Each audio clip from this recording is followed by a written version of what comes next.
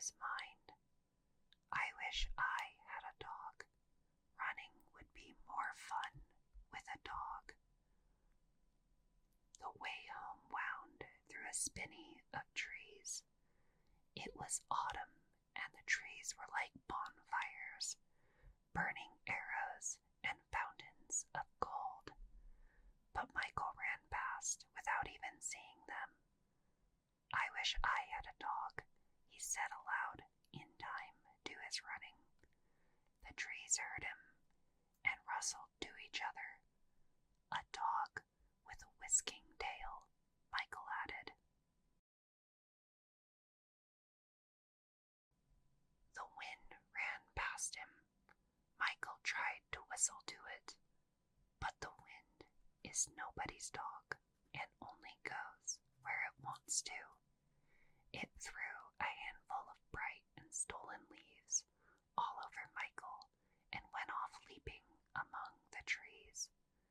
Michael thought for a moment that he could see its tail whisking in the grass. He brushed the leaves off his shoulder. An orange sort of dog with a whisking tail, Michael went on, making up a dog out of autumn and out of the wind. The trees rustled again as he left them behind and came out onto the road.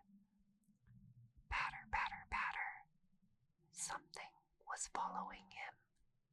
It's my dog, Michael thought, but he did not turn around in case it wasn't. Patter, patter, patter. At last, Michael just had to look over his shoulder. A big orange leaf was following him, too big to come from any tree that Michael knew. When he stopped, the leaf stopped too. He went on again. Patter, patter, patter went the leaf, following him. Some men working on the roadside laughed to see a leaf following a boy.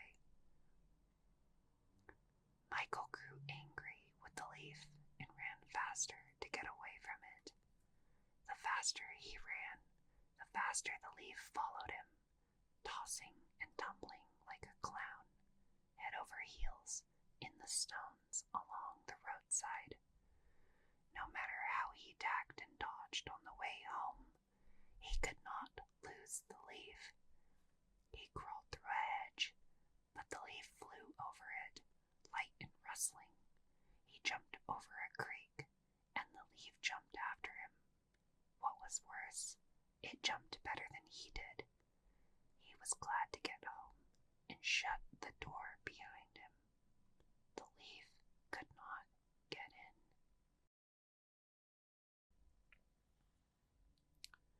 Later that evening, his mother went to close the curtains. She laughed and said, "There's such a big autumn leaf out here on the windowsill, and it's fluttering up and down like a moth trying to get at the light. It looks as if it's alive." "Don't let it in," said Michael quickly. "I think it's something horrible pretending to look like a leaf." He was glad when his mother pulled the curtains, but that night when he lay in bed, something rustled inside on his windowsill, and he knew it was the leaf. Next day, it followed him to school. As he sat at his lessons, he saw it dancing like a flame out in the playground waiting for him. When he went out to play, it bounced at his heels. Michael made up his mind to trap the leaf, but it wouldn't let itself be caught. It crouched and then flittered away. It teased him and tricked him. Michael felt the leaf was enjoying itself thoroughly. Everybody laughed but Michael. At last he decided he must be under some witch's spell. "I'll have to go ask Fish and Chips about it," he thought. "He'll know what to do." Fish and Chips was an old, whiskery man who lived in a cottage by the sea. He had built it himself. The walls were made of driftwood and fish bones, and it was thatched with seaweed. Fish and Chips was not only whiskery, but wise as well. He was almost a wizard, really. After school, instead of going home by the trees, Michael ran down onto the beach. He left a trail of footmarks behind him in the soft sand, and the leaves skipped happily in and out of them. Once it rushed down to the sea to taste the salt water. Once it sailed up to where the sand ended and the grass began. But all the while, it was following Michael closely. Fish and Chips was waiting at the door of his house. Michael ran right up to him, but the leaves stayed a short distance away, playing by itself and watching them. "Ah," said Fish and Chips, "I see you are being haunted. Do you want me to help you?" "Yes, please," said Michael. "That leaf has been following me since yesterday." "It must like you," Fish and Chips remarked. "But I don't want it," Michael said.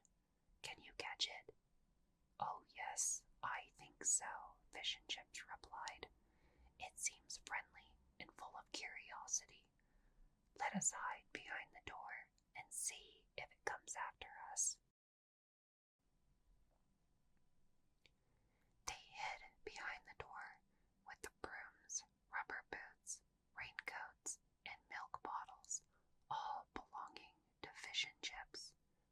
Through a crack in the door, Michael could see the leaf coming closer and closer. It hesitated on the threshold of the cabin, and then came in. "Now," said Fish and Chips, and Michael slammed the door shut while Fish and Chips jumped out and caught the leaf. Michael saw it twisting for a moment in his brown hands, as if he was holding a little fire.